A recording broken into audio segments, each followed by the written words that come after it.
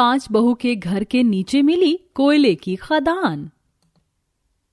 अरे बहुओं, कहाँ रह गई? जल्दी आओ वरना फंक्शन के लिए देरी हो जाएगी। वहाँ सब तुम सबका बेसब्री से इंतजार कर रहे हैं।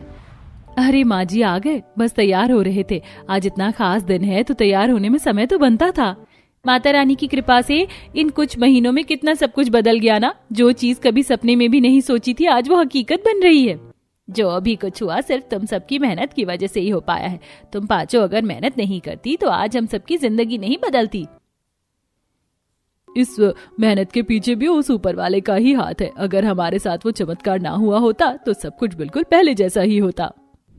आखिरकार इन 5 बहू ने ऐसा क्या किया था जो आज इनके इतने हालात बदल चुके थे? आखिरकार ऐसा क्या चमत्कार हुआ था इनके साथ जो आज भगवान की कृपा से इनके पास सब कुछ है? आइए इसे जानने के लिए कहानी में थोड़ा पीछे चलते हैं। ये क्या, सारे राशन के डिब्बे तो खाली हो गए हैं। ना आटा है ना चावल, दाल भी खत्म है। आलू प्याज टमाटर कुछ भी नहीं है घर में। अब क्या पकाएंगे हम लोग? अरे क्या हुआ बहू, अभी तक खाना नहीं बना? मैं तो मंदिर से भी आ गई। माँ जी, घर में कुछ होगा तो पकाएंगे ना। राशन सब्जी सब कुछ खत्म हो गया है, कुछ भी नहीं बचा है घर में। कल तो तुम सबके पतियों को तनख्वाह मिली थी ना, कहाँ गई वो तनख्वाह? पिछले महीने राशन भरवाने के लिए जो उन लोगों ने बाहर से कर्जा लिया था उसे चुकाने में ही सारी तनख्वाह खत्म हो गई और हम लोगों को भी अभी तनख्वाह नहीं मिली है। अगर ऐसे ही रहा तो हम लोग खाएंगे पिएंगे क्या? जिंदगी भर हमारे हालात इस तरह इस गरीबी में ही गुजरेंगे क्या? कुछ हमारी जिंदगी में भी चमत्कार होगा। हर गरीब की तरह ये गरीब परिवार भी अपनी गरीबी से काफी ज्यादा परेशान था। घर चलाने के लिए भी बहुएं अपने पतियों की तरह फैक्ट्री और घरों में काम करती थीं, लेकिन कभी उनकी तनख्वाह समय से नहीं मिलती और अगर मिलती थी तो लोगों से लिया हुआ कर्ज ने चुकाना पड़ता। इस मिट्टी के घर से तो परेशान हो गई हूँ मैं। सुबह ही झाड़ू लगाई थी, फिर से कितनी सारी मिट्टी गिर गई। पैरों में लग रही है बार बार मिट्टी। 3 बार पैर धोकर आ चुकी हूँ मैं। मैंने तो सुना था कि मिट्टी के घर के अंदर हमेशा ठंडक रहती है, लेकिन अभी तो गर्मी का मौसम भी ठीक से शुरू नहीं हुआ है और ये घर है कि आग की भट्टी की तरह भभकता रहता है। सच कह रही हो, मुझे भी लगता है कि हम लोग किसी घर में नहीं बल्कि आग की भट्टी में रह रहे हैं। रात में तो मन भी नहीं करता घर के अंदर सोने का। अब तो मैंने सोच लिया है कि आस पड़ोस के लोग कुछ भी कहें, मैं तो आंगन में ही जाकर सोऊंगी। एक तरफ गरीबी और वहीं दूसरी तरफ मिट्टी के घर की परेशानी और गर्मी से पूरा परिवार काफी ज्यादा दुखी था। इन सब्जी वालों ने भी क्या अपने आप को सुनार की दुकान का मालिक समझ रखा है। ये आधी किलो आलू और 1 किलो प्याज लाने में ही 100 रुपए खर्च हो गए। इन लोगों ने इतनी मुश्किल से पैसे दिए थे सब्जी के, अब आधी किलो आलू और प्याज से क्या ही होगा।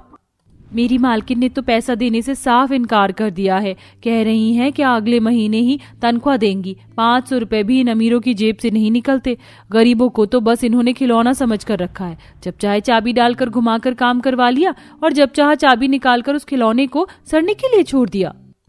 सभी बहुएं काफी ज्यादा दुखी होकर बैठी थी कि तभी श्रुति जिस तरफ बैठी है अचानक उस तरफ की जमीन नीचे की तरफ धंस जाती है।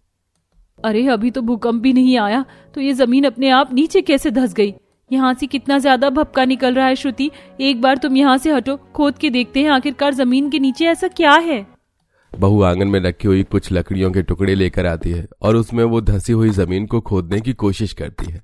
थोड़ी देर खोदने पर ही उन सबको अपने घर के नीचे कोयले से भरी खदान दिखती है, जिसे देख वो सब काफी हैरान थी। हमारे घर के नीचे कोयले की खदान है और ये बात तो हमें आज पता चल रही है। तभी मैं सोचूं कि हमारे घर में इतनी गर्मी क्यों रहती है। हमें जल्द से जल्द ये बात माँ जी, पिताजी और इन लोगों को बतानी होगी।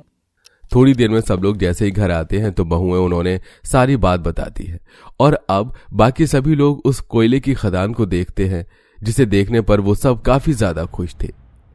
हे माता रानी, कैसे तेरा धन्यवाद करूं। ये कोयले की खदान नहीं बल्कि सोने का खजाना है।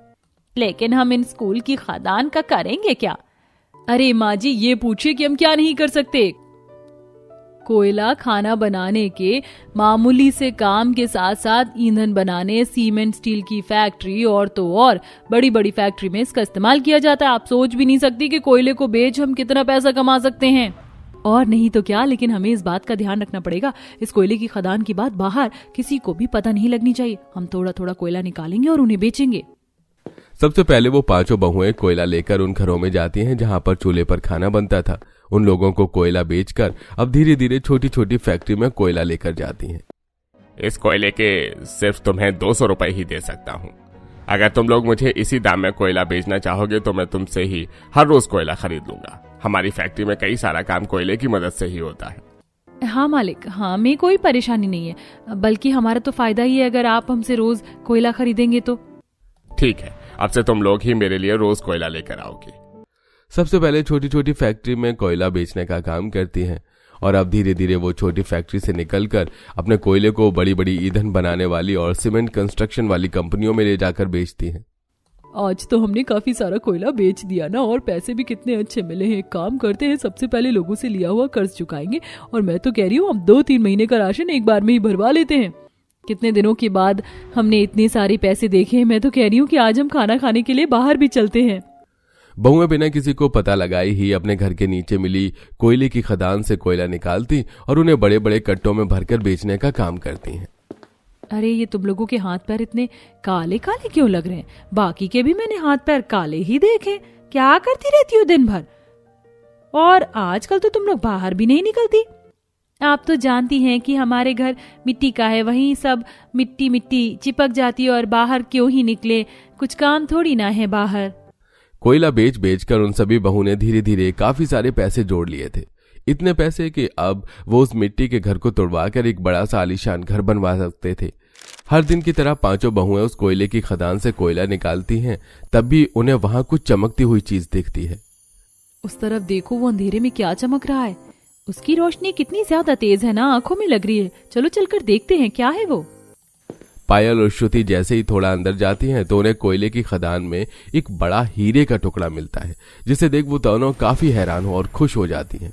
वो जल्दी से बाहर आकर सभी लोगों को वो हीरे का टुकड़ा दिखाती हैं। आज तक सुना था कि हीरा कोयले में मिलता है, लेकिन आज देख भी लिया। मुझे तो लगता है इस कोयले की खदान में सिर्फ एक नहीं बल्कि ढेर सारे हीरे हैं। भगवान तो हम पर चमत्कार कर रहा है। पहले कोयला और अब ये हीरा। अपने पतियों की मदद से पांचों बहुएं उस कोयले की खदान के और अंदर तक जाती हैं, जहां उन्हें कोयला मिलने के साथ साथ ढेर सारा छोटे बड़े हीरे के टुकड़े मिलते हैं। अब वो सब एक अच्छे से हीरे के डीलर के पास जाते हैं और उसे वो हीरे के टुकड़े दिखाते हैं। ये हीरा तो काफी ज्यादा महंगा है। जब इसकी घिसाई होने के बाद इससे बड़े बड़े ब्रांड के लिए ज्वेलरी बनेगी तो ज्वेलरी तो लाखों में बिकेगी। क्या आप ऐसे हीरे और ला सकती हैं? हमें ऐसे ही हीरो की तलाश है। हाँ हाँ, क्यों नहीं, जरूर। उन बहुओं के घर के नीचे मिली कोयले की खदान से इतने पैसे नहीं कमाए थे जितना उन्होंने उन हीरों को बेचकर कमा लिया था। अब वो उस मिट्टी के घर के बगल में ही अपने परिवार के लिए एक बड़ा सा घर बनाती हैं और उस मिट्टी के घर को तोड़वाकर वहां पर कुछ डॉक्यूमेंट वेरिफिकेशन के बाद आखिरकार वो कोयले की खदान उनकी हो जाती है। कोयले की खदान में मिलने वाले कोयले और हीरे से न सिर्फ वो अपनी बल्कि उन जैसे ही कई गरीब लोगों की मदद करती हैं, बेरोजगारों को रोजगार देती हैं और नंगे भूखों को खाना और कपड़े। और आज उनकी इसी अच्छाई के चलते उन्हें सरकार की तरफ से एक अवार्ड भी मिलने वाला था। मैंने तो कभी सपने में भी नहीं सोचा था कि हम पांचों लोगों को इस अवार्ड से सम्मानित किया जाएगा। हम लोगों ने जो कुछ भी किया उस भगवान के आशीर्वाद से किया, उसके किए हुए चमत्कार से ही आज हम सब यहाँ हैं। हम बहुत खुश नसीब हैं कि ऊपर वाले ने हमें इतना काबिल बनाया कि हम अपने जैसे ही कई लोगों की मदद कर सकते हैं। हम जब तक हैं तब तक जितना हो सके हम उतना लोगों की मदद करेंगे। सभी लोग उन बहुओं के लिए खड़े होकर तालियां बजाते हैं और अब बहुएं अपने कोयले की खदान से ही अपने समाज के लिए अच्छे कर्तव्य को जारी रखती हैं और सबकी मदद करने के साथ साथ खुद के परिवार के लिए भी बहुत कुछ करती हैं और हंसी खुशी रहती हैं। मान भी अच्छा हुआ माँ जी ने बता दिया कि पहली रसोई में क्या खाना बनाना है और हम दोनों जल्दी बना लेंगे। रायता और मीठा तैयार कर दिया ना तूने? हाँ दीदी, मैंने वो खाना तैयार कर दिया। मैं सोच रही हूँ आपके साथ जल्दी से पूरी बनवा देती हूँ, फिर प्लेटिंग करेंगे। तभी नंद पूनम आती है।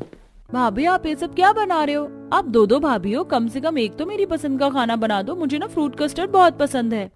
हमारी प्यारी नंद ने फ्रूट कस्टर्ड खाने को कहा है तो हम जरूर बनाएंगे।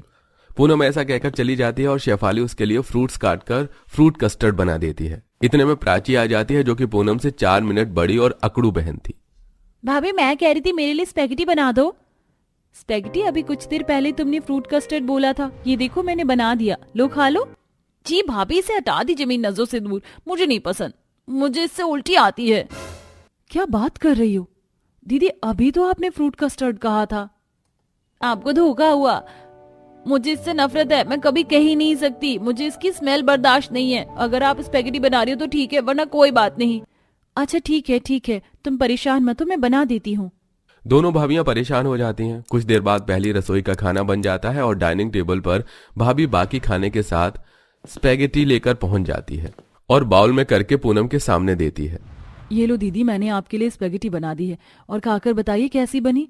भाभी आप ये क्यों बनाकर लाई हो? मैंने आपको साफ साफ कहा था ना मुझे फ्रूट कस्टर्ड खाना है, आपने ये क्यों बना दिया? दीदी आप ये क्या बोल रही हैं? अभी कुछ देर पहले फ्रूट कस्टर्ड दे रहे थे तो आप स्पैगेटी बोलने लगी, अब स्पैगेटी दे रहे हैं तो आप फ्रूट कस्टर्ड कह रही हैं। ऐसे थोड़ी होता है।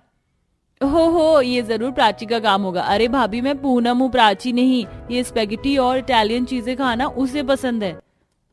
क्या पूनम प्राची? हम समझे नहीं। अरे बहू तुम्हारी दोनों ननद जुड़वा हैं, लगता है तुम उनसे अभी मिली नहीं हो, तुम अभी आई हो। मैं तो आज तक धोखा खा जाती हूँ। प्राची यहाँ आओ, सब खाना खा लो। फिर अंजना के दोनों बेटे और प्राची भी आ जाती हैं। उस वक्त दोनों जुड़वा बहनों को देख शेफाली और मानवी हक्की बक्की रह जाती है। हे भगवान, हमारी दोनों नंद जुड़वा हैं और हमें तो पता ही नहीं था। इसका मतलब हमने आप दोनों की पसंद का खाना बनाया है। हाँ ये लीजिए दीदी स्पैगेटी। अरे भाभी मैं पूनम हूँ, मुझे फ्रूट कस्टर्ड खाना है, ये उसको दे दो। हाँ ये मेरा वाला। अच्छा हुआ आपने बता दिया। वैसे आप दोनों का नाम क्या है? मैं प्राची, पूनम से 4 मिनट बड़ी, और मैं पूनम हूँ भाभी। ये भगवान, तुम दोनों बिल्कुल एक जैसी हो, हम कैसे पहचानेंगे तुम्हें अगर कोई भी काम होगा तो? अरे बहू तू पहचान जाएगी, बस थोड़ा टाइम लगेगा। दिन गुजरते हैं। मानवी और शेफाली अक्सर दोनों जुड़वा नंद के बीच में फंस जाया करती थी, मगर पूनम कुछ भी अपनी भाभी से बनवाती थी तो प्राची अकड़ दिखाती थी और पूनम घर का काम करवाने में मदद करती थी तो क्रेडिट प्राची ले लिया करती थी। जैसे कि खुद देखिए। भाभी मैं रोटी बना दूं? वैसे दीदी हमने खाना बना लिया, आप आराम कर लीजिए। अरे नहीं, बर्तन गंदे हैं ना, मैं साफ कर देती हूँ। ठीक है। पूनम झूठे बर्तन साफ कर देती है। कुछ देर बाद कबाड़ी वाला घर आता है। मानवी और पूनम ढेर सारी रद्दी निकाल रहे होते हैं और उसे दे रहे थे, तब प्राची वहीं होती है। ओहो, अभी तो स्टोर रूम में और न्यूज़पेपर और बेकार बुक्स पड़े हैं। अरे दीदी आप लेकर आ जाइए। ओहो, मेरा काम करने का बिल्कुल मन नहीं कर रहा। भाभी अभी तो मैंने रसोई में आपके साथ काम करवाया था, आप उस प्राची से क्यों नहीं कहती? मैं पूनम हूँ, थक चुकी हूँ। अच्छा ठीक है, मैं उसको कह देती हूँ। पूनम दीदी। शेफाली पूनम के पास आकर कहती है, प्राची ऊपर स्टोर में बहुत सारा सामान है, कबाड़ी वाले को देना है, जरा उठवा दो। भाभी मैं प्राची नहीं हूँ, पूनम हूँ। क्या तुम पूनम हो? पर नीचे जो थी वो बोली कि मैं रसोई में बहुत सारा काम करवाई हूँ, आप प्राची के पास जाओ। तो प्राची ने ऐसा झूठ क्यों बोला? अरे भाभी आपको पता नहीं है, हम दोनों में यही फर्क है। प्राची कभी भी घर के काम को हाथ नहीं लगाती, हमेशा मेरा नाम लगाकर काम से बच जाती है और मुझ पर ही दूसरा काम छोड़ देती है। ये तो वो मेरे साथ बचपन से करती आ रही है। अच्छा ठीक है, तुम मत करो, मैं अपने आप कर लेती हूँ। नहीं भाभी, आप अकेले कितना सामान उतारोगे, मैं आपकी हेल्प करवा देती हूँ। फिर पूनम शेफाली के साथ स्टोर रूम में सारा रद्दी, न्यूज़पेपर, बुक्स निकलवाकर कबाड़ी वाले को दे देती है, जिसे कबाड़ी वाला लेकर चला जाता है। फिर दोनों बहू कपड़े धोकर सुखा देती हैं कि प्राची फोन चलाते चलाते इतना बिजी हो जाती है कि रस्सी टूट जाती है और सारे कपड़े गंदे हो जाते हैं।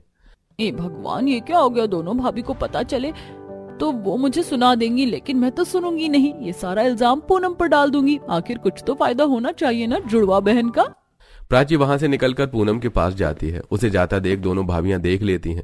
वो प्राची से कुछ कहती, इतने में सास आवाज लगाकर बुला लेती है। दूसरी तरफ प्राची किसी बहाने से पूनम से कपड़े चेंज करवा देती है। पूनम अपने कमरे में बैठ फोन चला रही थी कि तभी शेफाली मानवी आती है।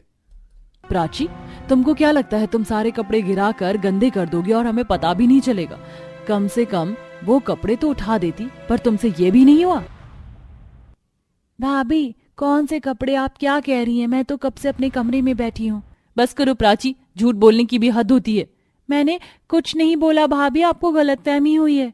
हमें कोई गलतफहमी नहीं हुई है। तुमने इतने सारे कपड़े गंदे कर दिए ना, अब इन सारे कपड़ों को तुम अकेले धोगी। अगर तुमने नहीं किया तो मैं माँ जी से शिकायत कर दूंगी। हम भी घर का काम करके थक जाते हैं। नहीं भाभी आप रहने दीजिए, मैं सारे कपड़े धो देती हूँ। पूनम सारे कपड़े धो देती है। ऐसे ही प्राची गलती करती है और जुड़वा होने का खामियाजा पूनम को भुगतना पड़ता है। जैसे कि कमरे में गंदगी प्राची करे, साफ पूनम। माँ के पैसे चोरी करना, सबसे जुबान चलाना, काम चोरी करना, ये भी प्राची करती है। पर सब डांट पूनम को पड़ती थी और चुपचाप वो सहती रहती है। वहीं प्राची मजे मजे में अपने दोस्तों से कहती है, अरे यार आजकल बड़े मजे आ रहे घर में। क्यों, क्या हो गया? वैसे जहाँ तक हम जानते हैं तूने अपनी बहन के साथ ही कुछ गलत किया होगा, क्योंकि तू जुड़वा होने का बहुत फायदा उठाती है। पर पूनम ऐसा कभी नहीं करती थी। हाँ, इस बार भी कुछ ऐसा ही हुआ होगा ना प्राची?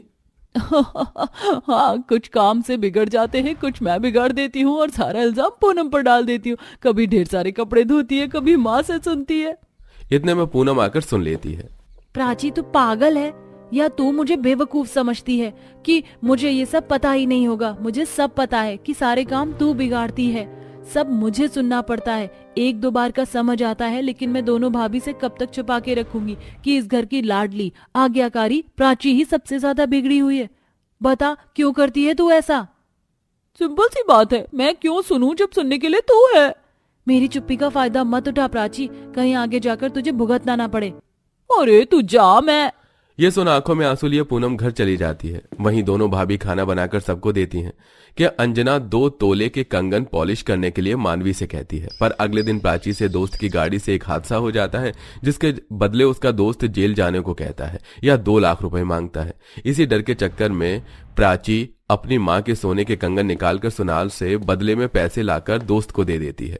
शाम में जब मानवी सास के कंगन निकालने जाती है तो उसे कुछ नहीं दिखता, जिससे घर में शोर मच जाता है।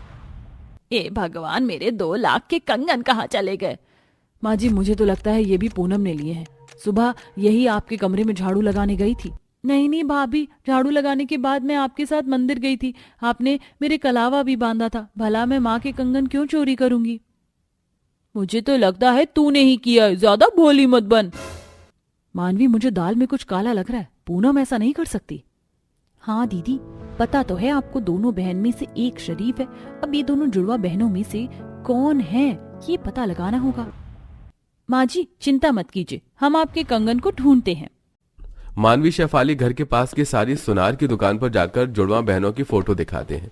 एक दुकान पर शक होता है और वो सीसीटीवी निकलवाती है कि सीसीटीवी में शेफाली कुछ देखती है। मानवी, ध्यान से देखो, सुबह से पूनम मेरे साथ है। मैंने उसके हाथ पर कलावा बांधा था। इसका मतलब सीसीटीवी में पूनम नहीं, प्राची है जिसने माँ के कंगन को चुराया। और आज तक जिसने हमें ज्यादा परेशान किया वो भी प्राची ही थी, पर हमने पूनम को सुनाया। आपने बिल्कुल ठीक कहा दी। अंकल जी, सीसीटीवी की फुटेज हमें दे दीजिए, जरूरत है। और वो कंगन आप किसी को देना मत, वो हमें वापस दे दीजिए। ये लीजिए पैसे। घर जाकर जुड़वानंद की दोनों भाभी प्राची का भांडा वीडियो दिखाकर सबके सामने फोड़ देती हैं। बताओ प्राची, अभी तुम झूठ बोलोगी क्योंकि तुम्हारे हाथ में कलावे का धागा भी नहीं है। बताओ, तुमने ऐसा क्यों किया और तुम्हारी वजह से पूनम को कितना कुछ सहन करना पड़ा। पूनम, तुम आकर बता भी तो सकती थी। भाभी, मैं क्या बताती, ये हमेशा मुझे फंसा देती है। अब बोलेगी प्राची तू भी। हाँ, ये सब मैंने किया क्योंकि मुझे 2 लाख रुपए का नुकसान हो गया था मेरे दोस्त की गाड़ी का, वरना वो मुझे जेल भेज देता, इसलिए मैंने कंगन चोरी कर लिए। प्राची, जरा सी भी शर्म आती है तुझे? बस मैंने तय कर लिया है, अब मुझे तेरी शादी करनी ही होगी क्योंकि तू सुधरने से रही। इसके बाद प्राची सबसे माफी मांगती है, लेकिन घर में कोई ढंग से बात नहीं करता। अंजना उसकी शादी तय कर देती है। वहीं पूनम को भी अब जुड़वा होने का खामियाजा भुगतना पड़ता और दोनों भाभियां भी हंसी खुशी रहने लगती हैं।